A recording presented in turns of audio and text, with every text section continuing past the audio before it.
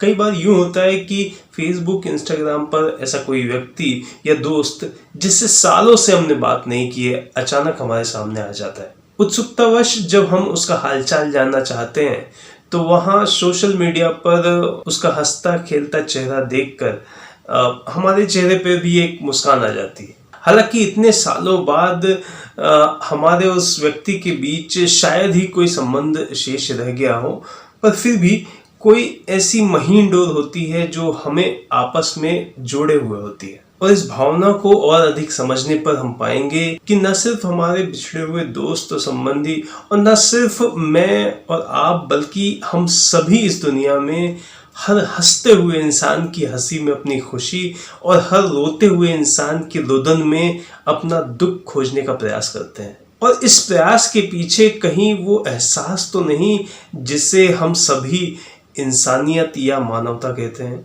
मैं कोई साइकोलॉजिस्ट या एंथ्रोपोलॉजिस्ट तो नहीं हूँ जो इस विषय पर किसी प्रामाणिकता के साथ कोई बात कह सकूं, पर इंसान होने के नाते और अपनी भावनाओं को व्यक्त करने के लिए मुझे शायद किसी प्रमाण पत्र की आवश्यकता भी नहीं। नमस्कार दोस्तों, मेरा नाम है जितेंद्र नामदेव और आज बात करेंगे मानव मन के उस अनमोल एहसास के बारे में जिसे हम सभी मानवता के नाम से जानते हैं और जो हम सभी के अंदर वैसे ही विद्यमान है जैसे दूध के अंदर घी मौजूद होता है। मैं जितेंद्र नामदेव आप सभी का स्वागत करता हूँ।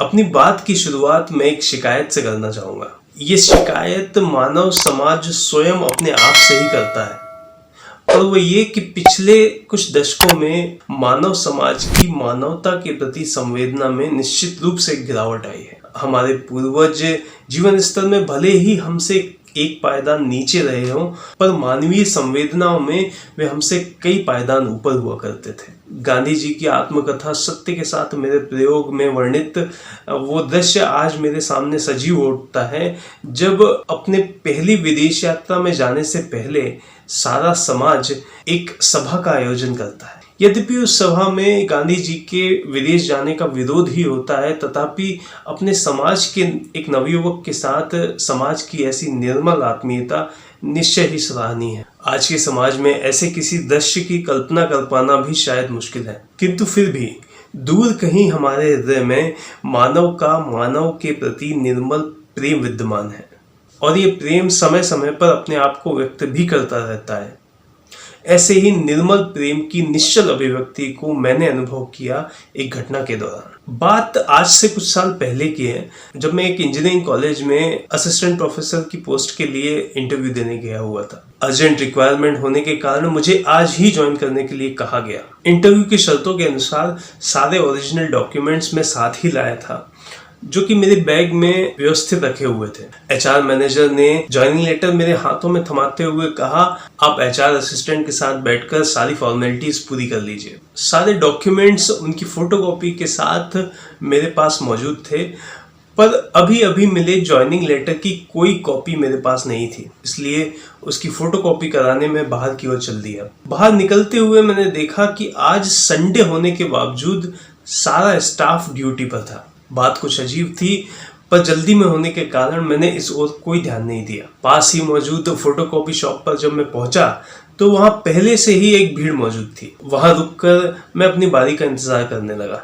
पर स्टूडेंट्स की भीड़ तो बढ़ती ही जा रही थी और यहाँ पहली बार मेरे दिमाग में ये प्रश्न उठा कि आज संडे होने के बावजूद इतने सारे स्टूडेंट यहाँ क्या कर रहे हैं। तभी फोटोकॉपी ऑपरेटर ने मेरी ओर देखते हुए कहा, भैया आपको क्या करवाना है। मैंने तुरंत बैग साइड में रखकर ज्वाइनिंग लेटर और साथ ही एक दो डॉक्यूमेंट्स और फोटोकॉपी करने के लिए उसे दे दिए। ऑपरेटर तो अपना काम तेजी से कर रहा था, पर फोटोकॉपी मशीन साथ नहीं दे रही थी। A4 साइज का पेपर उसमें बार बार फंस जा रहा था, इसलिए जहाँ 1 मिनट लगना था वहाँ 10 मिनट लग गए। और ऑपरेटर को पैसे देने के बाद जब मैं पलटा तो देखा कि जिस शेयर पर मैंने बैग रखा हुआ था बैग वहां नहीं था। मैंने दुकान का कोना कोना छान मारा, पर बैग गायब हो चुका था। मैं घबराहट में यहाँ वहां पूछताछ करने लगा। तभी मुझे किसी ने कहा कि अभी अभी यहाँ 3 लड़के बैठे हुए थे, शायद उन्हीं में से किसी ने आपका बैग उठाया है। मैं तेजी से दुकान से बाहर निकला, पर अभी अभी कॉलेज जाने वाले जिस रास्ते पर कोई भी ना था,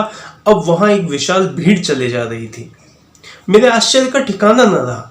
तभी पीछे से आवाज आई, जल्दी करो भैया, अगर एक बार एग्जाम शुरू हो गया तो आपका बैग मिल पाना बहुत मुश्किल हो जाएगा। मैंने पूछा कौन सा एग्जाम? जवाब मिला रेलवे भर्ती का एग्जाम। मैंने अपना सर पकड़ लिया। मुझे याद आया कि बहुत सालों से रुकी हुई रेलवे भर्ती की परीक्षा आज थी और भोपाल एक बड़ा सेंटर होने की वजह से आसपास के लगभग सारे राज्यों के कैंडिडेट्स भी यहाँ एग्जाम देने आए हुए थे। ये खबर मैंने आज सुबह अखबार में भी पढ़ी थी। अपने आप को कोसता हुआ मैं ये सोचने लगा कि ऐसी लापरवाही मुझसे कैसे हो सकती है। मेरे वॉलेट के साथ ही सारे ओरिजिनल डॉक्यूमेंट्स बैग में ही थे और वॉलेट से कहीं ज्यादा कीमती थे, पर अब कोई चारा ना था। बदहवासी की हालत में मैं बाइक उठाकर उस भीड़ की ओर चल दिया। कॉलेज के एंट्रेंस गेट पर लगभग 1,500 से 2,000 लोग मौजूद थे। जगह ज्यादा बड़ी नहीं थी, लोग कहीं छोटे छोटे ग्रुप्स में तो कहीं भीड़ लगाकर खड़े हुए थे। मैंने इस भीड़ के बीचों बीच गाड़ी ले जाकर खड़ी कर दी और बाइक से उतरकर लोगों से यहाँ वहां पूछताछ करने लगा। कुछ ने पूछा कि बैग कैसा था। मैंने उन्हें बताया कि काले रंग का लेनोवो का बैग था। कोई शायद गलती से उस फोटोकॉपी शॉप से उठा लाया है, पर अधिकतर लोगों को बैग के बारे में कोई जानकारी न थी। फिर भी मेरी अधीरता को समझते हुए लोग मुझे सहयोग कर रहे थे और मेरे पूछने के बाद आपस में भी पूछताछ कर रहे थे, पर इस सब का शायद अब कोई लाभ न था। पूछताछ करते हुए मुझे 20 मिनट हो चुके थे, पर बैग का कोई भी सुराग हाथ न लग रहा था। मैं थककर निराश होने लगा। कुछ ही देर में कॉलेज के गेट खुल जाने वाले थे और एग्जाम स्टार्ट होने वाला था। मुझे इस तरह परेशान होता हुआ देख कुछ लोग मुझे सहानुभूति देने लगे। किसी ने पीने के लिए मुझे पानी दिया, किसी ने मेरे कंधे पर हाथ रखा, तो कोई बैग को ढूंढने के और दूसरे तरीके बताने लगा। उनकी ये निर्मल आत्मीयता ऐसे समय में मुझे ढाढ़स बना रही थी कि अचानक मेरी नजर कॉलेज गार्डन की बाउंड्री पर बैठे कुछ लोगों पे पड़ी। मैं लगभग हर जगह पूछताछ कर चुका था, पर यहाँ मेरी नजर अभी ही पड़ी थी। मैं अचानक उस ओर चल दिया। वहां पहुंचकर मैंने देखा लाइन में बैठे हुए लोगों के बीचों बीच एक लड़का टांगों में काले रंग का एक बैग फंसाए, कानों में ईयरफोन डाले अपनी धुन में मस्त है। वो बैग मुझे कुछ जाना पहचाना लगा। मैं सीधे उसके पास जाकर खड़ा हो गया। मुझे अपने सामने देख के वो लड़का कुछ चौंका और कानों से ईयरफोन निकालते हुए वो भी खड़ा हो गया। मैंने बैग को पहचाना। हाँ, ये मेरा ही बैग था। लड़का शक्ल और हाव भाव से मुझे कोई आम लड़का ही लगा और मुझे अचानक सामने खड़ा देख कुछ हैरान सा हो गया। मैंने उससे कहा, ये तुम किसका बैग उठा लाए हो? क्रोध से भरे हुए मेरे शब्द सुनकर लड़का जैसे जड़ हो गया, जैसे अभी अभी उसे एहसास हुआ हो कि वह इतनी देर से किसी और का बैग लिए घूम रहा था। इसी हालत में मैंने बैग उसके हाथों से लिया और तुरंत खोलकर अपने ओरिजिनल डॉक्यूमेंट्स चेक किए। सब कुछ यथावत था। पास ही साइड पॉकेट में मेरा पर्स भी पड़ा हुआ था। मैंने वापस लड़के की ओर देखा। लड़का अभी भी जैसे जड़ बना हुआ था। मुझे यूं लगा कि जैसे ये अपराध उससे अनजाने में हो गया है। मैं उसे इसी हालत में छोड़ वापस चल दिया। भीड़ के बीचों बीच से होते हुए जब मैं बाइक तक पहुंचा तो कई लोगों ने मुझे बधाइयां दी। मैंने उन्हें धन्यवाद कहा और बाइक में चाबी लगाकर मैं बाइक स्टार्ट करने ही वाला था कि अचानक पीछे से आवाज आई, भैया बैग मिल गया। मैं पीछे पलटा तो हर व्यक्ति जैसे मुझे ही देख रहा था। मैं खुशी के मारे चिल्लाया, हाँ भैया मिल गया।